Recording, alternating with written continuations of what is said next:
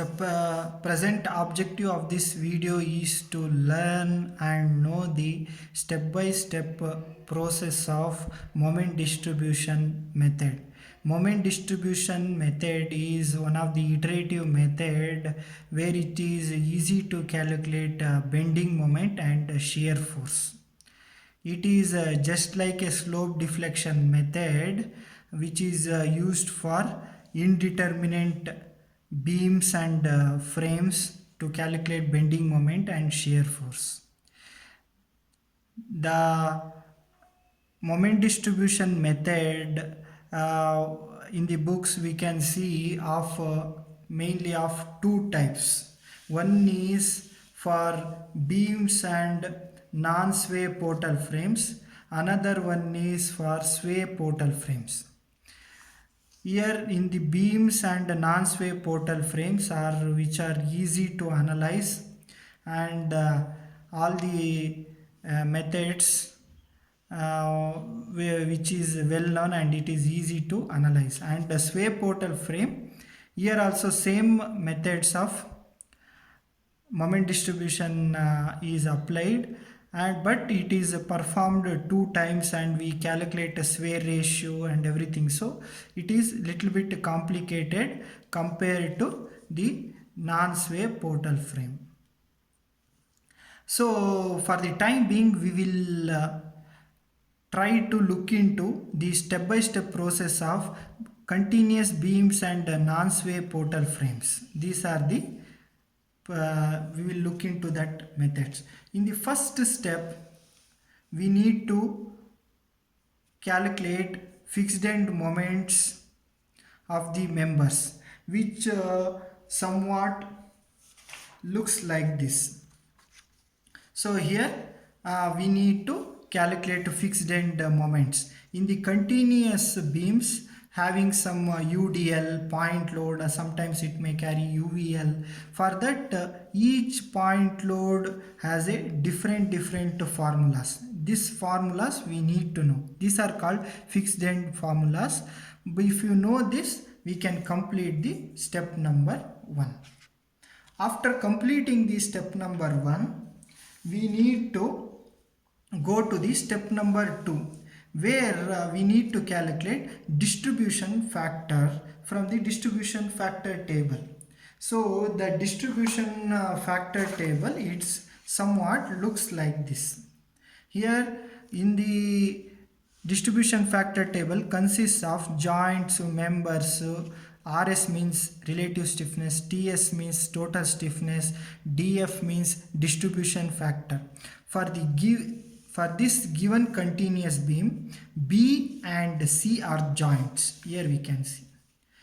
These members means for a joint B, member is BA and BC. For the joint C, member is CB and CD. Relative stiffness. So relative stiffness, to know the relative stiffness, we need to know this some formulas. So here to know the relative stiffness is always applied for exterior support. Interior support is always considered as a fixed support. See, interior support is always considered fixed and it carries moment and shear force. And exterior support can be fixed or is simply supported. This can be fixed or simply supported, just like this. If the exterior support is simply supported, then the formula is 3 by 4 I by L. That means 0.7 times 0.75 times I by L. So this formula. And another one, if the exterior support is fixed support here, then the formula is I by L. This formula we need to remember. After remembering this formula, here we can calculate this total stiffness, which is the sum of member BA plus BC, then CB plus CD, So in each joint we have to add it, but you should not cross the joints.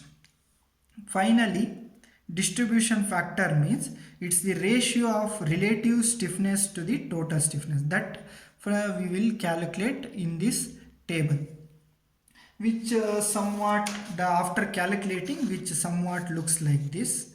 We will further explore this in further videos. So this is somewhat looks like this. This is the distribution factor table. So after completing the distribution factor table, we have to go to step number 3, where in the step number 3 we need to write the moment distribution table and do some iterations.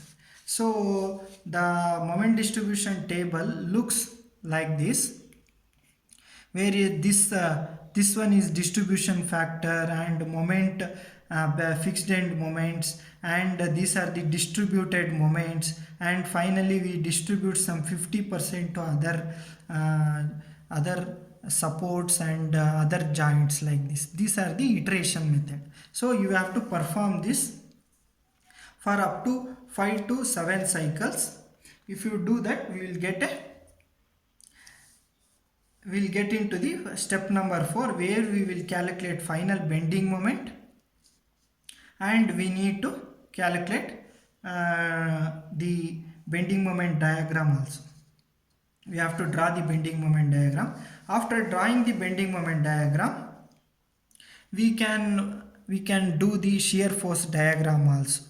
After shear force diagram, then we can see that our objective of calculating bending moment and shear force from the moment distribution method is completed.